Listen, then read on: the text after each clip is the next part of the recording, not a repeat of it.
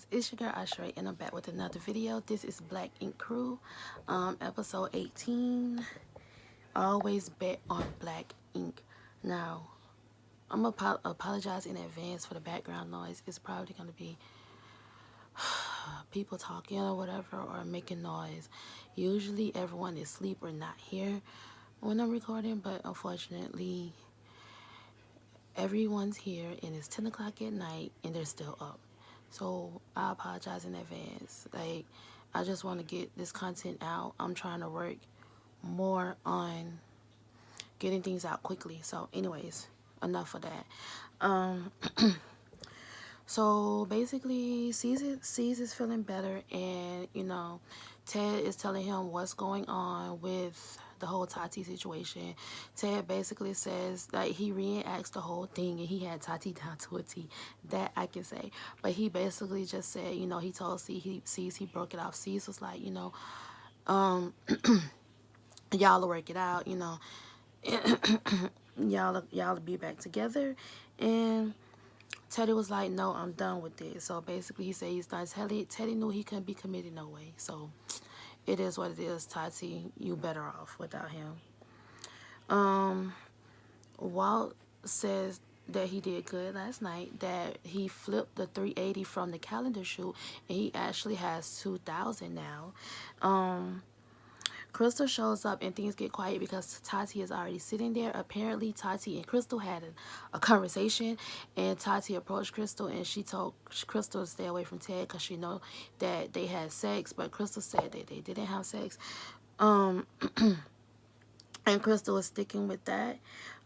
Ted and Ceasar walk in and it gets even odder and awkward, and then Ted is being childish. He's like, oh, since you think I'm messing with this girl, I'm just gonna play along with it. And he put his hand on her shoulder and she pushed his hand away, and he was like, what was that for? And she was like, I don't know where your hand's been. I don't want you touching me. And she was saying that she didn't want Tati to think that they had something going on. And I was like, yeah, Krista, that's probably the best bet. I'm glad she did that. And he needs to realize that he can't just do whatever he want to do and play around with people's feelings and play with people's emotions. Not that Crystal wanted him anyway, but he's playing with Tati's emotions, and I just think that's messed up. Sky is meeting up with her son Daz. He apologizes for disrespecting her, and then she apologizes to him for the things that she said to him. She basically said like she doesn't know how to communicate, and she felt bad that she said the things that she said. She shouldn't have let it gotten that far. They basically make up, and she said that they basically made up, and like she said she's gonna give him the information for him to talk to his dad. And she also said that I say that Sky needs to learn how to communicate, and she needs to learn how to control her emotions.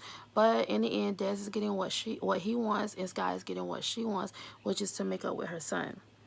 Donna goes to meet Puma, and I'm like, ugh. This can go one of two ways. This can go horribly wrong, or it could be a good thing. So she basically tells Puma what happened between her and Ceasar and Alec. What happened between the whole Alec situation. What happened. And she then goes to ask him, can she come work back at Arts and Ink? And Puma is like, I don't know about that. And I was like, yeah, Puma, I don't know about that either. And then, because Puma was like, I'm confused what this had to do with me. And then she told him that she wants to come back and work there. And he just was like, Donna starts a lot of drama. And then Puma reminded us, it's not funny, but Puma reminded us of what Donna did and how she got into a fight with the deaf girl. And of course, petty producers, and would cut back to where Donna said that the girl needs to use her inside hands instead of her outside hands. And I'm like, only Donna would say something like that. But basically Donna says she's done with that. She's not She doesn't have any drama. She has her own man, so he don't even need to worry about that.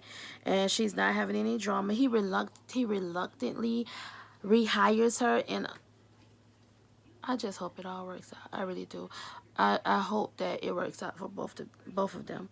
And Donna's so petty. She gonna say, "Oh, I'm glad to be working back at Black Ink, so we can. I mean, not Black Ink, Art to Ink, so we can get back at Uncle Milk Dud," referring to Ceasar. And I was like, "You got a good point there, Donna. His head does kind of look like a a milk dud." All right. So we cut back, and Teddy has left because, you know, he didn't get the play he thought he was gonna get with Crystal, and he don't want to be around Tati, so he left. Tati done had her little weed cookie. She high as hell, doing cartwheels and everything in these people casino. C said he's not worried about the lawsuit because he basically thinks it's fake, and he said that he's had them before and none of them ever won. But I'm like, yeah, you may have not won. I mean, you may have won those other ones, but Alex has a legitimate injury and he has a legitimate case, and you're probably about to lose some things. So they put all their money on one number and they actually hit, and I was surprised at that. But the thing with that is that that's how the casino works.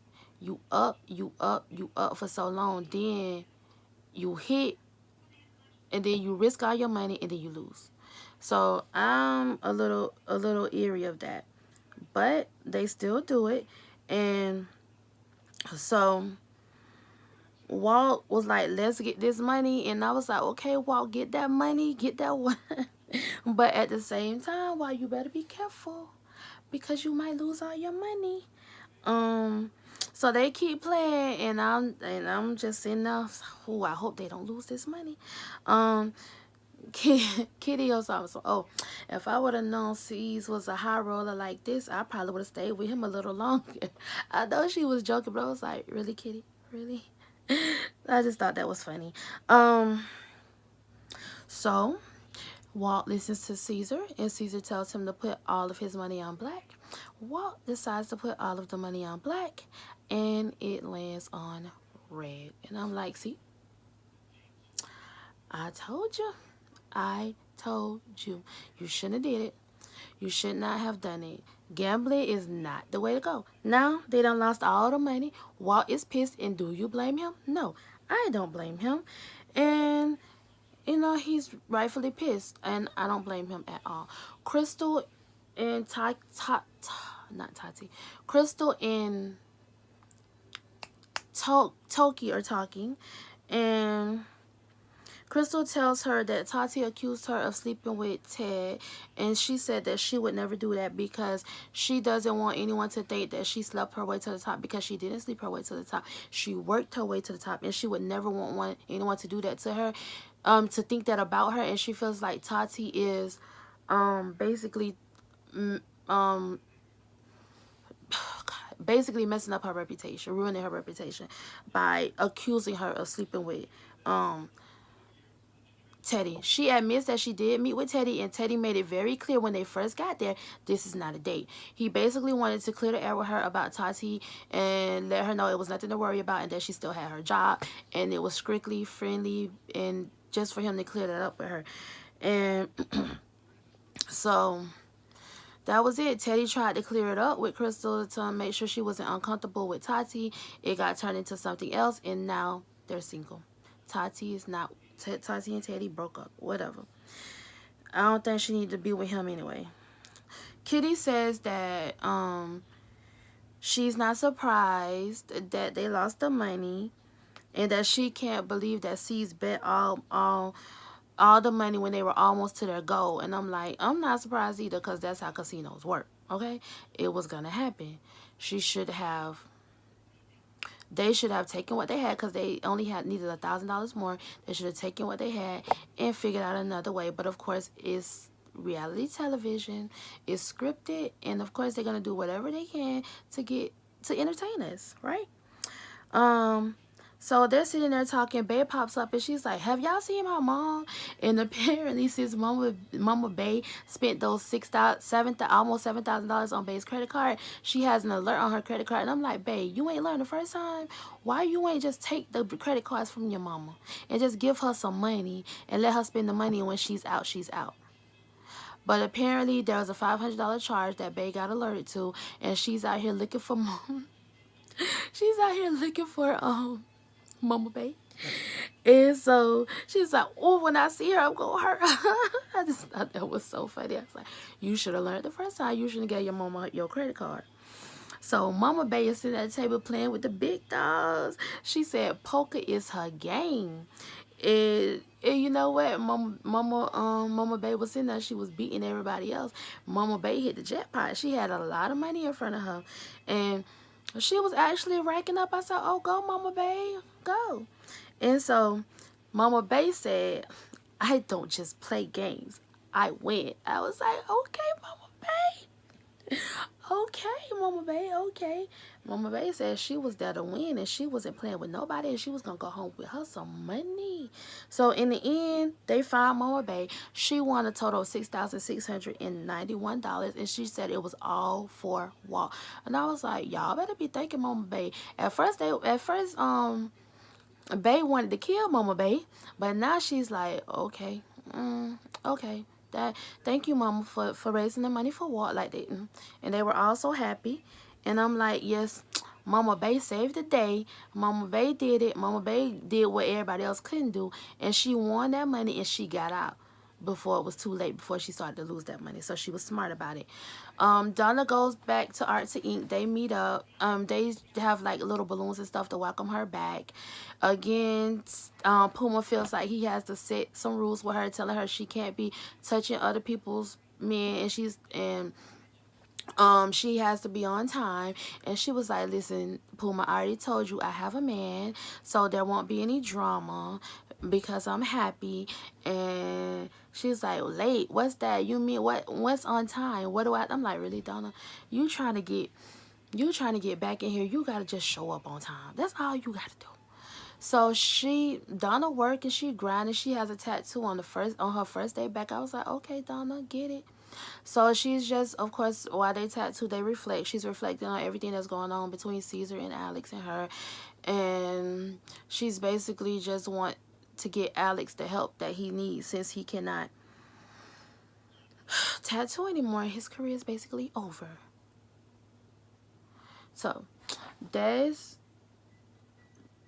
I just feel though, Sis needs to own up to what he did and help Alex out. Des meets up with his father and because he said he wants some questions answered. They are actually happy to see each other, and I'm actually happy that this meetup happened because you want those answers and you want to be able to form a relationship. Like some adopted people say they don't want that relationship, but I believe most adopted people do want that relationship with their birth parents, or they at least want questions answered from their birth parents.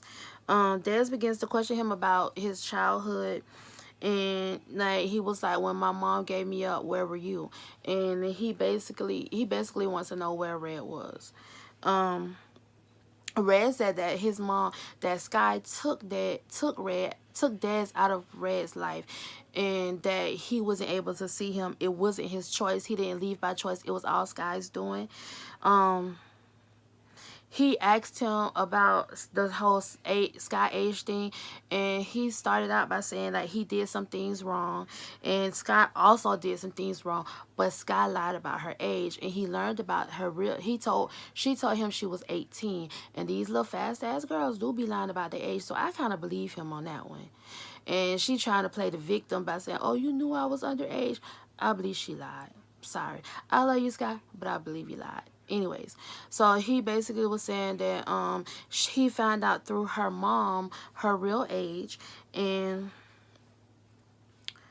when he found out her real age, that's when she started to keep Des away from him.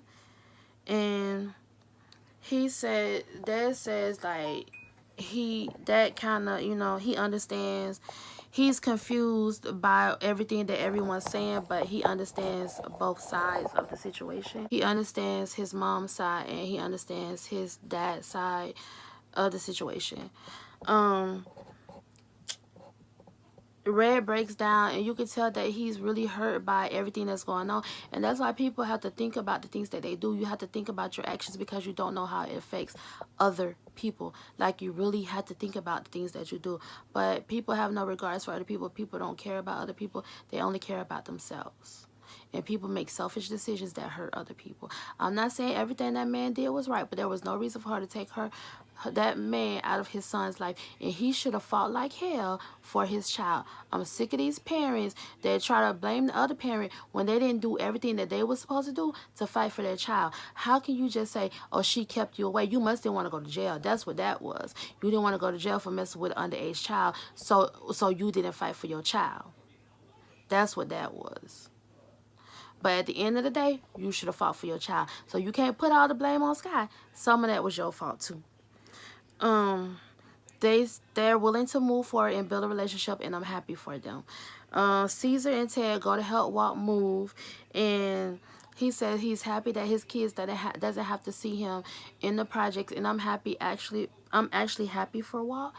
And C's brought up a good point. It's like, you don't know that you're in a bad situation until you're out of it, and you go and you look back and you reflect on it, and that's really true. That's true.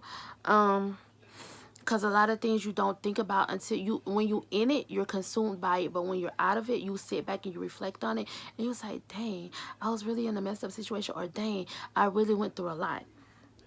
And that's what they were saying about the projects. Then they hear a damn rat, and I'm like, oh my God. And I was like, yeah, well, it's time to go. It's time to go. When they heard that rat, I was like, yeah, definitely time to go. So Caesar wants to meet up with Alex, and he's waiting for Alex, and Alex is late, but it turns out that Donna is the one who's making Caesar wait. Donna showed up, and she told Caesar, he was like, what are you doing here? And she told him that he doesn't deserve to meet up with Alex, and they get into an argument. Caesar basically said that he doesn't believe that Alex is hurt. He says that they're trying to get money out of him. They're lying to get money.